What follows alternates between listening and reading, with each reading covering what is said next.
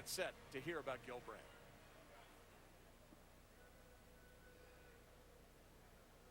Good evening. When the Dallas Cowboys came into the league back in 1960, the deck was stacked against any expansion team. That initial season, they did not win a game. It was stacked so much that it was expected that they wouldn't be heard from for a long, long time. But the Cowboys had assembled a trio of gentlemen who proved very quickly that they were the best and they were the brightest. President Tex Schramm, Coach Tom Landry, and Vice President of Player Personnel, Gil Brandt. Fittingly, those three are together here now again in Canton. In 1966, Dallas had its first winning season. It was the start of 20 straight winning seasons, playing in 12 NFL or NFC championship games, 5 Super Bowls, and of course, winning 2 of them back then. You cannot do this without players, and nobody was better at finding them than Gil. He revolutionized scouting, used computer technology, intelligence tests, in short, a true trailblazer. He found 53 players who combined for 178 Pro Bowls. How's that? The first draft pick ever, Bob Lilly. How's that? His last #1 draft pick was Troy Aikman, both here in the Hall of Fame. As is a 10th round pick back in the day named Roger Staubach. He remains just as up to date today with his work for NFL.com. To present Gil Brandt here in Canton, Dallas Hall of Fame owner Jerry Jones. Well, to become a director of player personnel in pro football today, I think that one has to have a rapport between the head coach of his team and the college coaches. In the 1960s, a promising Dallas Cowboys employee named Gil Brandt revolutionized the scouting process and forever changed the game. You know, what is amazing to me about Gil Brandt is his attention to detail. He developed concepts going into areas of evaluation that were unique. We use this forum here to describe a man's physical build in hopes that we can project what his playing weight will be in the National Football League. He was one of the first to ever create a computer bank, back when the computers were pretty antiquated compared to today. But he applied that to the personnel acquisition for the Dallas Cowboys. As the Cowboys' VP player of personnel, he worked alongside Tom Landry as the chief architect of America's team. Over nearly 3 decades, Brandt oversaw the drafting of 9 Hall of Famers, including Roger Staubach, Tony Dorsett, Troy Aikman, and Michael Irvin. Gil put the cornerstone pieces in place that allowed the Dallas Cowboys to have 20 straight winning seasons. In his 29 years with the Cowboys, they made 5 Super Bowl appearances, winning 2. Gil and I met for the very first time right before the announcement that I had shaken hands with Bum Bright and bought the Dallas Cowboys. I told him that we were going to be making a change, and I'll never forget this. With a mass of media, he said, I believe this cat's in over his head. But from that point forward, Gil Brandt became such an ambassador for the Dallas Cowboys. Brandt transitioned into a successful post-Cowboys career as a talent evaluator and analyst, thanks to his uncanny ability to unearth the best players, especially undrafted diamonds in the rough. When you think of the fact that he'd invite 80 college free agents to our off-season work beyond the draft, we got people, all-pro players like a Cliff Harris, a Drew Pearson, a pair of 7th-round selections in Rayfield Wright and Bob Hayes. He wasn't around, but that's how we got Tony Romo. And that's how that lesson stuck with us, his propensity to leave no stone unturned. My most rewarding time with Gil was recently regarding his induction into our Ring of Honor. Gil personally chose 15 of the 19 players that are in that Ring of Honor. When Gil asked me to make the induction, I thought, how many people get a chance to be a part of an honor of someone that you fired 30 years ago? How could it have come this full circle? He is a once-in-a-lifetime man who has contributed to the development and growth of the Dallas Cowboys and the National Football League like few others who have ever lived. I'm honored to present my great friend, Gil Brandt, for enshrinement into the Pro Football Hall of Fame. Ladies and gentlemen, presenting Gil Brandt for enshrinement into the Pro Football Hall of Fame, Jerry Jones.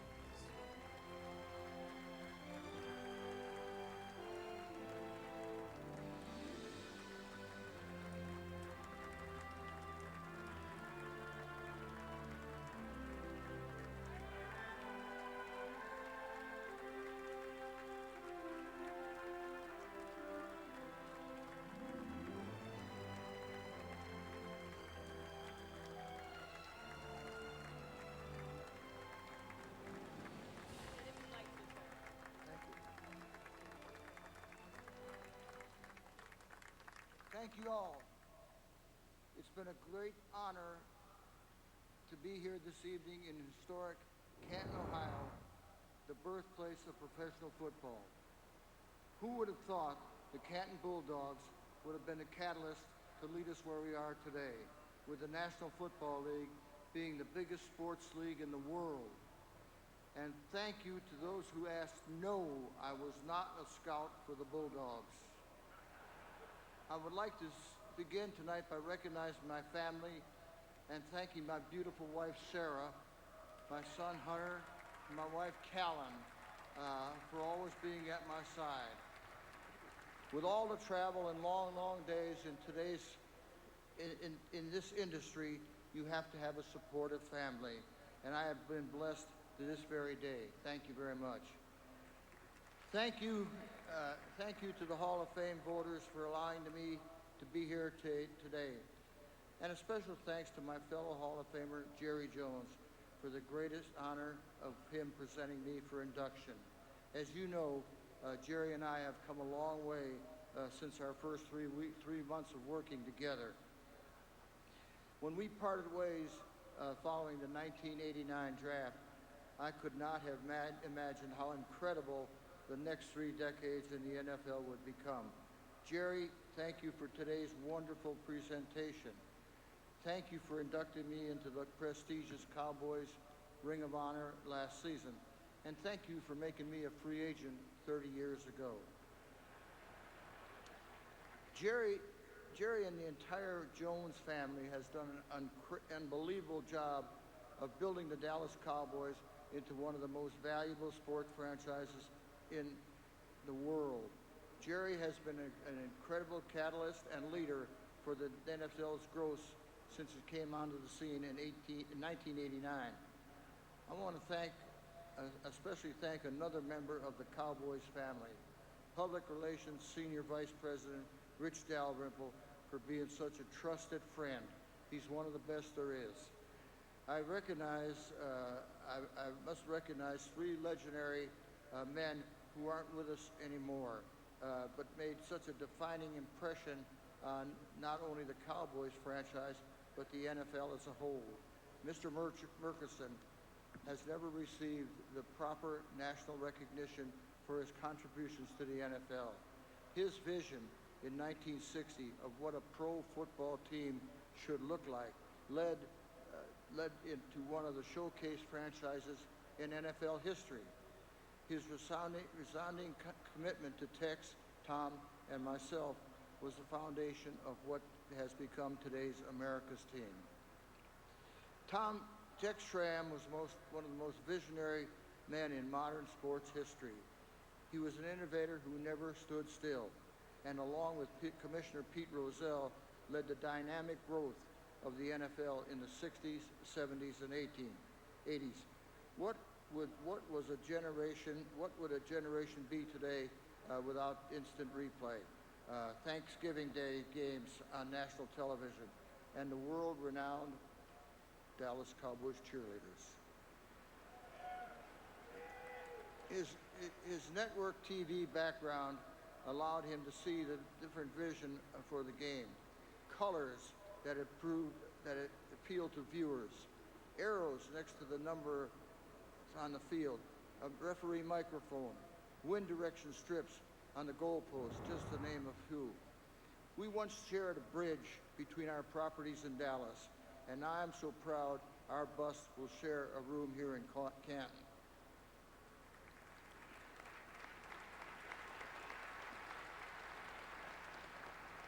Another legend who I'm so proud to join here in Canton is my good friend Tom Landry, Coach Tom Landry. What a great man to work alongside.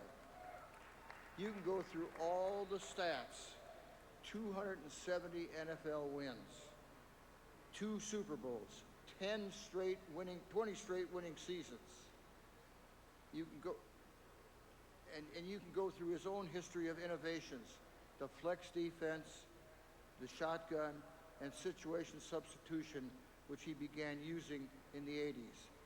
But what made him such a truly great person was his character, his personal integrity, and the way he treated people, whether it was co-workers, players, or fans. Whatever line of work Tom Landry had ventured into, he would have been a huge success. Thank goodness for us, he chose football. I was fortunate enough to work alongside these great men for almost 30 years and help bring winning football to the growing city of Dallas, Texas. But what made the Dallas Cowboys organization so successful was the players. And a number of them are on the stage here today. And plus we have a bunch of them here in the audience today. That's why the Cowboys were successful. Here is the lifeline of any organization is the players. Over my 60 years in this industry, I still get the biggest thrill I got out of seeing college kids I scouted and believed in and championed grow into some of the greatest players to ever wear a uniform.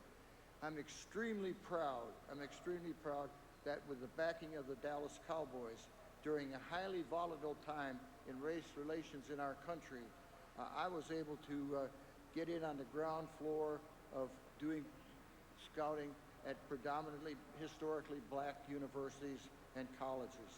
Places like Jethro Pugh from Elizabeth City Teachers College, or Fort Valley State, where future Hall of Famer Rayfield Wright dominated the competition. Florida A&M, where I witnessed a world-class athlete like at the time, Bob Hayes, or over 20 years later, another great athlete in guard, Nate Newton. Langston University in Oklahoma, where Thomas Henderson played on an 0-11 team as a senior, but he possessed some of the most incredible athletic talent I've ever seen. I'm so proud of Hollywood, who I believe is here tonight, the demons that he overcame, and what he has accomplished over his last 35 years of sobriety. And I can promise you this: there weren't any other scouts on the campus of Johnson C. Smith University the day we were fortunate enough to bring Pettis Norman into our organization. I'm still highly honored to hold an annual vote for the Black College Football Hall of Fame, who will play a game here in September, where I'm proud to say former Dallas Cowboys running back Timmy Newsome from Winston-Salem State was one of our inductees this past year. I'm also grateful to our organization for being on the cutting edge of some great personnel decisions while locating talent in other sports. Basketball players who had never played a down in college football. One of my all-time favorites, Cornell Green of Utah State, who went on to start 145 consecutive games and was named All-Pro 4 seasons. Never played a day of college football. Even a European soccer-style kicker like Tony Frisch from Austria, who was one of the first soccer-style players to come into the league. Not to mention the undrafted free agents that we sought that we brought into training camp every year for an opportunity to show their talents. Fantastic players emerged, many of whom should be in the Hall of Fame today. Players like Drew Pearson from Tulsa, safety Cliff Harris from Washita Baptist, Bill Bates from Tennessee, Dave Edwards from Auburn, and a young corner from Grambling named Everson Walls, who finished his NFL career with 57 interceptions.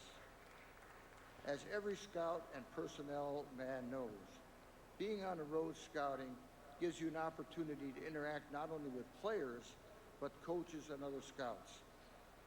It gave me a chance to develop an everlasting relationship with a lot of legends of the game. Like senior linebacker at Wichita University, I scouted in the fall of 1963, Bill Parcells. Never played it down in the NFL, but coached 2 NFL teams to Super Bowls. Or a backfield coach for the Minnesota Vikings Golden Gophers in 1979. A young offensive genius named Mike Shanahan. I thought you Denver people would like that. Who went on to lead the Broncos to 2 Super Bowl championships.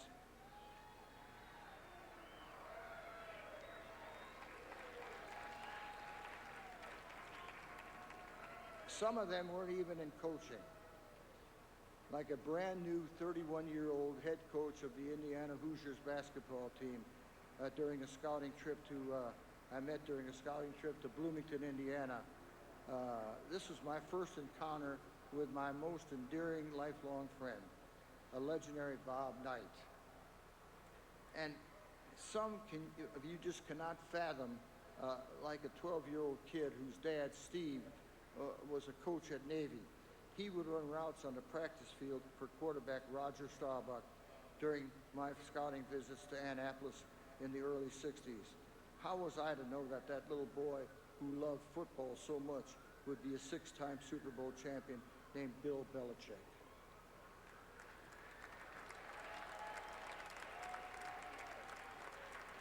Who finds his name to be listed among the best coaches ever to coach this game, and has been a great friend for over 50 years. Not to mention great players and great men who deserve further recognition, like Leroy Jordan, who's here tonight, Charlie Waters is here tonight, that played so great for the Dallas Cowboys for so many years. Or the last 2 first-round picks I was part of with the Cowboys, my fellow Hall of Famers, Michael Irvin and Troy Aikman. Or even going back to the early days with incredible men like lifelong friends, Bob Lilly and Mel Renfro. My life has been an incredible journey, all inspired by football. I've been fortunate enough to see this growth of this game the past 60 years. When we were one of the founders of the first scouting combine in the early 80s, who would envision how far this event has advanced? Esteemed Hall of Fame voter Rick Goslin recently said that 20 years ago, the first combine, there were 7 media members credentialed for the combine. This past year, there was over 2,000. And the draft. Where do I even begin? We used to do it in one day when teams gathered in a hotel ballroom to divvy up that year's draft. College draft is supplied of Collins talent. Has become one of the biggest annual events in sports. It's now a 3-day national television premiere event with millions watching around the nation. And I would imagine everybody in this crowd probably watched the draft for some time this past year. When we started working with computers back in the early 1960s, before any other team saw the advantages that followed suit, there was a lot of skepticism in the industry. Fortunately, with the help of a young computer genius from the IBM office named Salam Karithi, we were able to begin a process of sorting, categorizing, and ranking all the vital data for the process of each player for the incoming college draft. It was very professionally fulfilling for me that so many of the traits we identified as scouting metrics and landmarks in the early days have been used by the greatest football coaches, scouts, and evaluators of the current generation. And let me speak directly for a few moments to all of the scouts in today's audience and watching on TV. What you do in locating and securing talent is the lifeblood of the sport of football. All the time in random hotels, driving from one place to another, it pays off. Seeing that player that was something special in his lateral moves, or going to a D3 campus and finding a diamond in the rough. It's really, you deserve a huge applause, I'll say that. It seems to me that the magic that keeps coming out of on the road for the half of the year and half the year in a fill room has been very important to our success. Scouting isn't always easy when you get into the nuts and bolts of following 500 new players every season, but it's so rewarding. And I want every single one of you to look at my election into the Hall of Fame as a tip of the cap to the entire scouting industry, and see yourself in inclusion in Canton someday. There's no better testament. There's no better testament. My notes all flew away here. There's no better testament than this league than how much fans care. I hear from thousands of them, all from all over the world, on my Sirius XM radio shows. I'm so happy to be involved in the NFL channel from the very beginning. And a special thanks to Steve Cohn, Nick Pavlonis, Alex Marvez, who have been with me the entire season. Also, I have some dear friends from Montana that are here today. And my wife and I and son have shared many of wonderful days in the great state of Montana. And when I talk about the two, Jamie Roberts, what a wonderful guy he is, and Brian Wheeler, who's been so helpful over so many of the years, as I wanted to say. And then we have so many people that are local people that I know and want to thank. You know, it starts with my good friend, my good friend. He's a pretty good friend. I can't think of his name.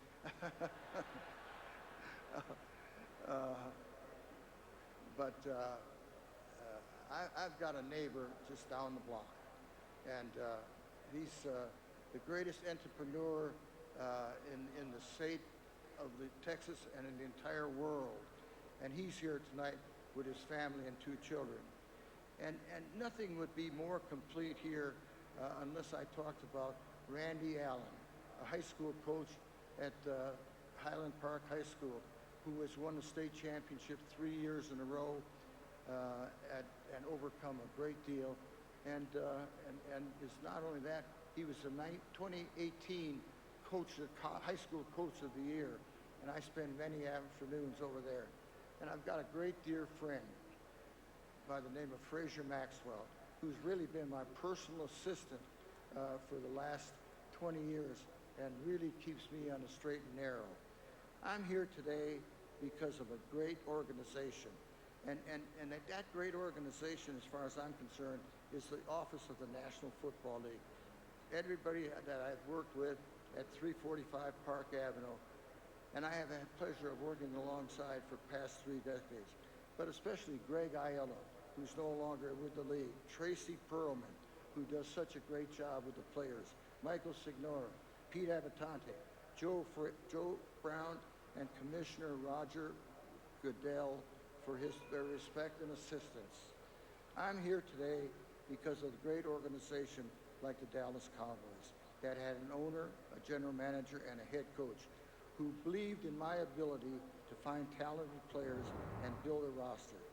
The great players we were fortunate enough to draft and sign are the reason the Cowboys have won 5 Super Bowls. And I've seen 25 of these players that we drafted right here in the Hall of Fame today as players, coaches, and contributors is what it is. And I want to say this. I'm lucky to be involved in this great enterprise, and I thank all these coaches and players on the staff that we've worked with all the time. I'm so proud of being a part of a continuing impact of the National Football League. Thank you again to the Hall of Fame voters for this incredible honor. And thank you for every one of you who's here today and the millions of Cowboy fans all over the world.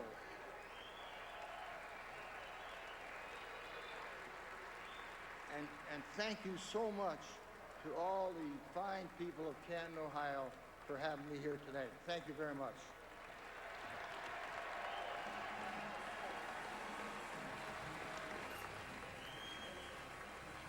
Well, a big reason why there are Dallas Cowboy fans all over the world is because of what Gil Brandt was able to do. Part of the front office that put together 20 straight winning seasons from 1966 to 1985.